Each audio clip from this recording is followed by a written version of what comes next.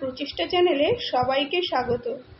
অনেক দিন হলো ভাবছি আমার ব্যালকনিতে বাড়ির সামনে যে সমস্ত আমি গাছ লাগাই সেগুলো কেমন আছে সেগুলো আপনাদের সঙ্গে শেয়ার করব, এবং আপনারাও কিভাবে এই সামান্য কিছু সহজ গাছ দিয়ে নিজেদের ব্যালকনি, কোনো জানলার ধার বা বাড়ির সামনেটা সাজিয়ে তুলবেন সেটা আপনাদের বলবো।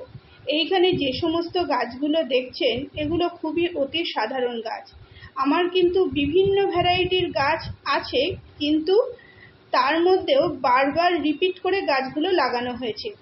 যেমন এখানে দেখুন টার্টেল ভাইনের একটা গাছ আমি লাগিয়ে রেখেছি বাড়ি একটা ফেলে দেওয়া কন্টেনারের মধ্যে। কি সুন্দর এর গ্রোথ হয়েছে।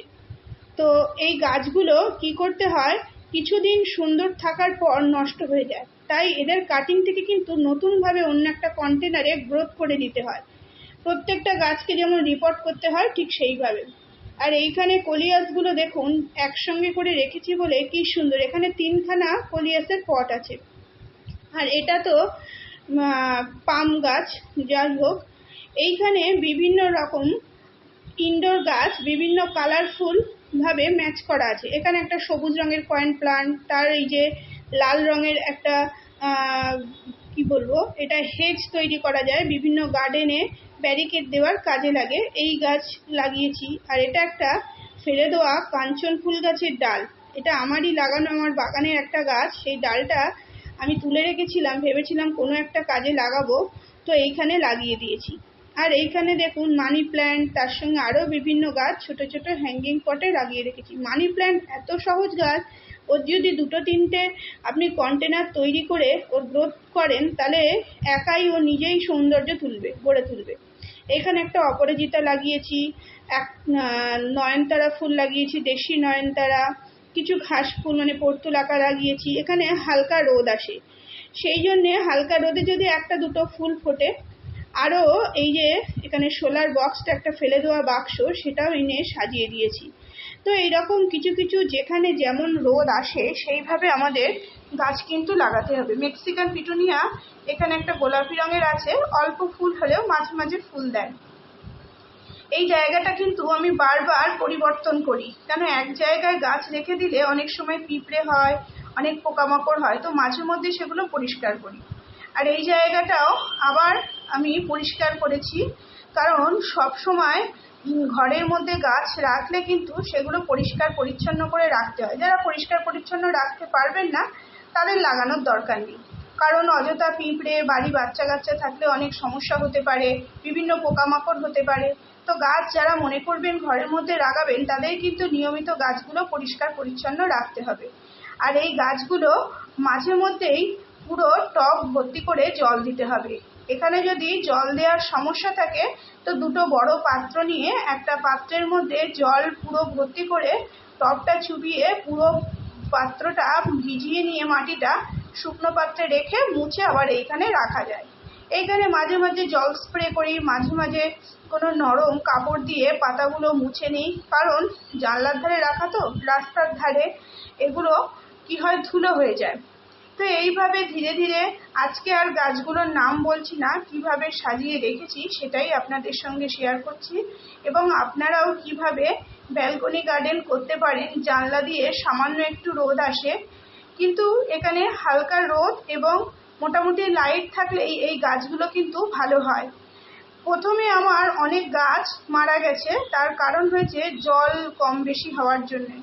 এখন দেখছি আমি নিজেই অনেক নিজেকে কন্ট্রোল করে ফেলেছি জল দেওয়ার ক্ষেত্রে, তাতে ইনডোর গাছ কিন্তু খুব ভালোই আছে। তো ইনডোর গার্ডেন করতে গেলে প্রথমে আমাদের জলের পরিমাপ বুঝতে হবে। মাটির মধ্যে শুধু ভার্মি আর মাটি মিশিয়েই গাছ বসিয়ে দিলেই ভালো, অন্য কোনো কিছু খাবার না দেওয়া ভালো, কারণ ঘরের মধ্যে গাছ তো বাজে গন্ধ বেরোতে পারে। এখানে দেখুন শুধু সিঙ্গোনিয়াম গাছই রাখা রয়েছে, কিন্তু কি সুন্দর গ্রোথ হয়েছে। আর এখানে কিছু পর্তুলাকায় কর্নারে রোদ আসে, আজকে যেহেতু একটু মেঘলা তাই রোদটা কম আছে, তবু হালকা আলোয় গাছগুলো ভালোই লাগছে।